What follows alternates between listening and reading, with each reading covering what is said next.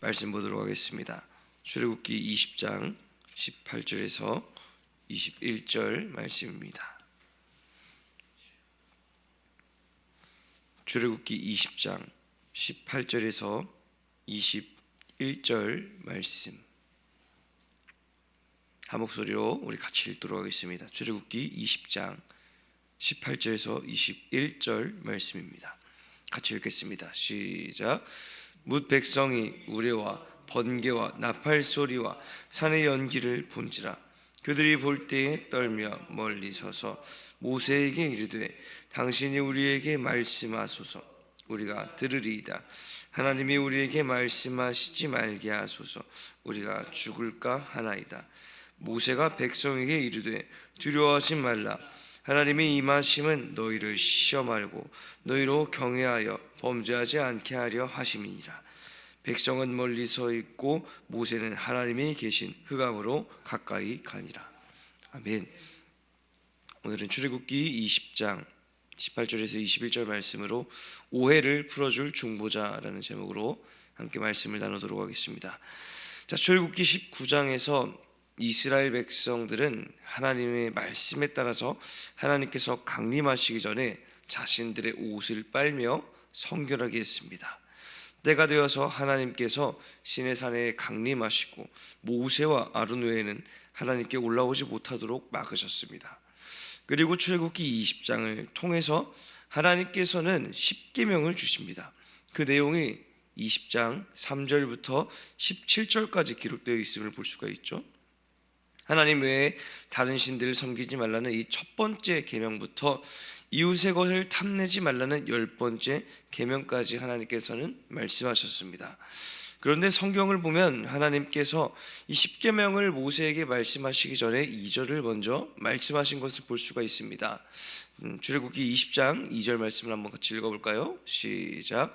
나는 너를 애굽 땅 종되었던 집에서 인도하여 낸 내 하나님 여호와니라. 아멘.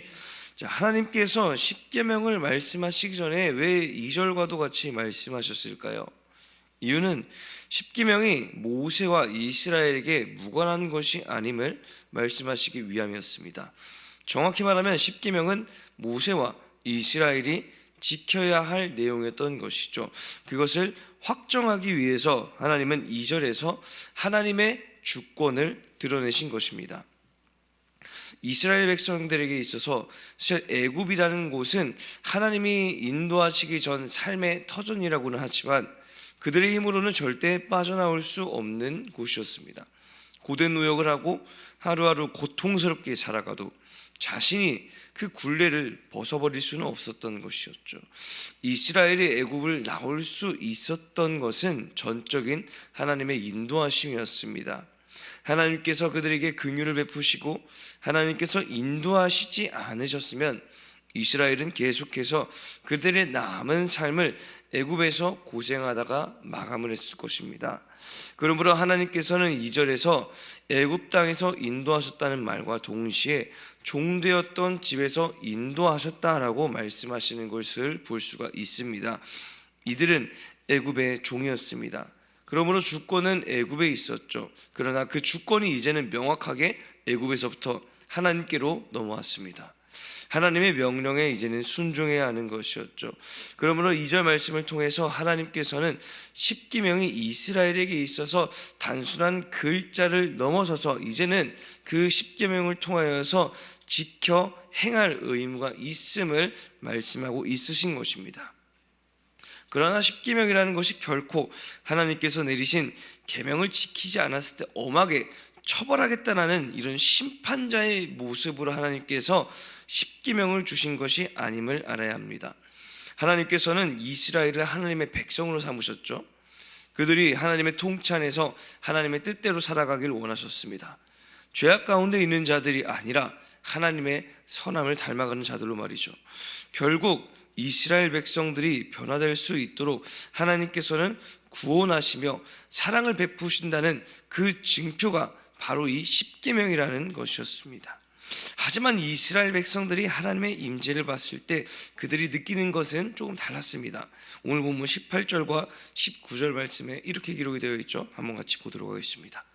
같이 읽겠습니다. 시작. 뭇 백성이 우레와 번개와 나팔 소리와 산의 연기를 본지라 그들이 볼 때 떨며 멀리 서서 말씀하소서 우리가 들으리이다. 하나님이 우리에게 말씀하시지 말게 하소서 우리가 죽을까 하나이다. 아멘. 자, 18절을 보면은 모든 백성이 시내산을 보고 있는데 그 분위기가 심상치가 않았죠. 천둥번개가 끊이지 않았고 나팔 소리를 들었으며 연기가 자욱했던 것을 보았습니다. 그렇기 때문에 백성들은 어떠했습니까? 두려움에 떨고 있었죠. 하나님께서 가까이 오는 백성들은 다 죽을 것임을 말씀하시며 경계하라고 하셨는데 오히려 이들은 가까이 가기는커녕 가까이 갈 생각조차 들지 않았습니다. 멀리 떨어져서 그저 그 시내산에서 벌어지는 모든 광경을 지켜보며 두려워하고 있었습니다. 19절을 보면은 그 두려운 감정이 더욱 잘 드러나 있죠. 백성들은 모세에게 말하기를 당신이 우리에게 말씀하시는 것을 우리가 듣겠습니다라고 말합니다. 하나님이 이들에게 말씀하시면 이들은 죽을 것이라는 공포감에 휩싸였기 때문입니다. 왜 그렇습니까? 하나님은 거룩한 분이시기 때문입니다. 하나님은 사람이 함부로 대할 수 없으신 분이십니다. 그렇기 때문에 사람은 하나님을 볼 때 두려움과 공포를 느끼게 되는 것입니다. 본성이 죄인인 사람이 거룩함을 볼 때 본능적으로 그러한 마음이 드는 것이죠. 그러나 모세는 20절을 보면 이렇게 말하고 있는 것을 볼 수가 있습니다. 오늘 본문 20절 말씀이죠. 같이 보겠습니다. 시작. 모세가 백성에게 이르되 두려워하지 말라. 하나님이 임하심은 너희를 시험하고 너희로 경외하여 범죄하지 않게 하려 하심이니라. 아멘.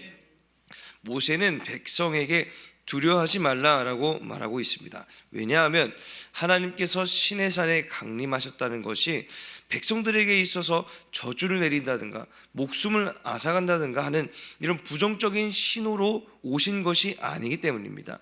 하나님께서 시내산에 임하신 이유는 20절을 보면 두 가지로 설명하고 있는데요. 하나는 백성들을 시험하기 위함이었습니다. 하나님께서 19장을 통해서 말씀하셨던 성결하게 하는 것과 그리고 경계를 정해서 올라오지 말라고 말씀하셨던 그 말씀을 그들이 과연 믿음으로 지키고 있는지를 보시기 위함이었죠. 그들이 하나님의 말씀을 믿고 믿음대로 시행하는가, 그리고 하나님께서 경계를 정한 곳을 정말로 거룩하게 여기면서 하나님의 임재를 거룩하게 여기는지를 시험하셨던 것입니다.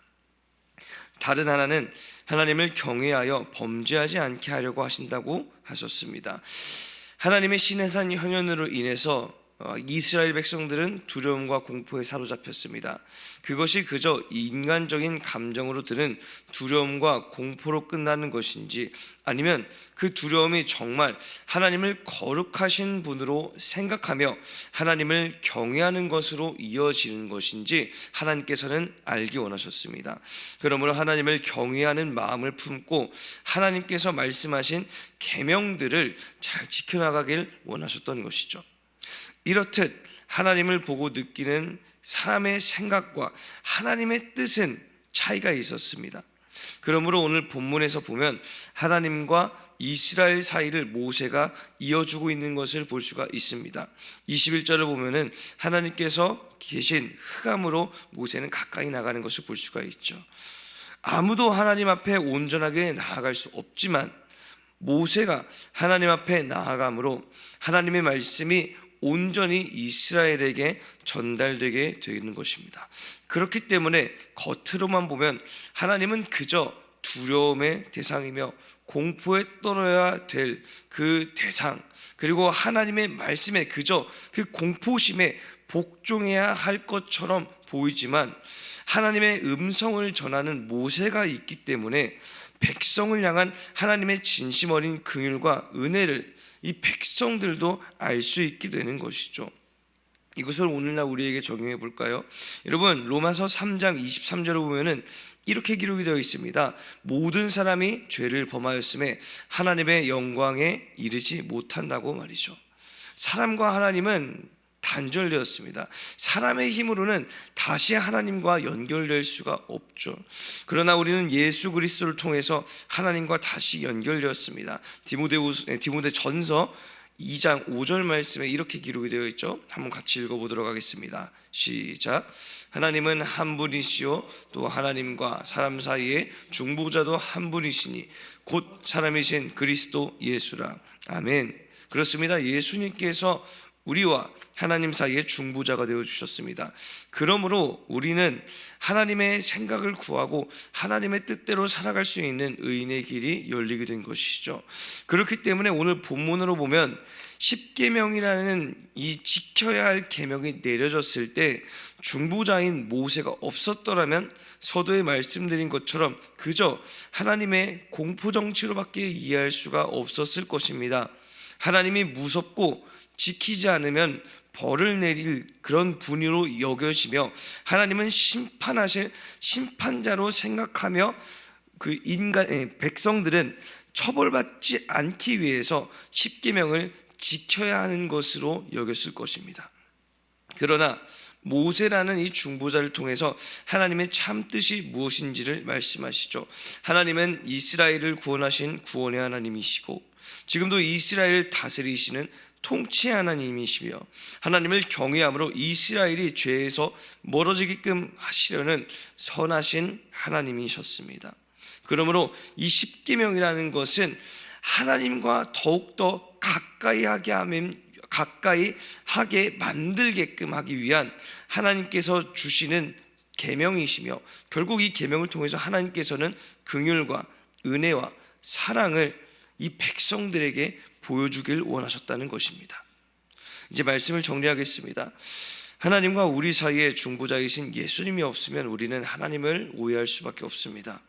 사람의 뜻으로 하나님의 모든 뜻을 어떻게 다할 수 있으며 매 순간 예고 없이 찾아오는 시험과 환난을 하나님 없이 어떻게 다 신앙적으로 받아들일 수가 있겠습니까? 중보자가 없으면 하나님께서 현현하시는 것은 그저 두려움과 공포에 떨림만 느끼게 할 뿐 진정한 의미를 발견할 수가 없습니다. 그러므로 우리는 날마다 예수님을 부르며 그 이름에 능력이 있음을 고백해야 합니다. 예수님만이 우리가 하나님께로 나아갈 수 있는 길임을 믿고 날마다 선포해야 하는 것이죠. 예수님을 통해 하나님의 마음을 아는 저와 여러분 되시기를 주님의 이름으로 축복합니다. 그러므로 예수님을 통해서 하나님의 시선을 따라갈 수 있는 저와 여러분 되시기를 주님의 이름으로 축복합니다. 우리 같이 공동기도문 선포하도록 하겠습니다. 공동기도문 같이 읽도록 하겠습니다. 시작. 우리에게 긍휼을 베푸시는 주님, 우리를 향한 하나님의 사랑을 올바로 깨닫길 원합니다. 하나님의 마음을 알지 못하고 오해해서 때로는 하나님께서 사랑으로 주시는 양약을 외면하고 뒤로 했던 무지한 우리의 모습을 오늘 주님 앞에 회개합니다. 예수 그리스도를 통해 하나님의 마음을 알고 뜻을 알 수 있는 길을 열어주셨으니 그 이름을 의지하여 주어진 우리의 삶을 통해 온전히 하나님만 경외하는 그리스도인 되게 하여 주시옵소서. 길이요 진리요 생명이신 예수님의 이름으로 기도드렸습니다. 아멘.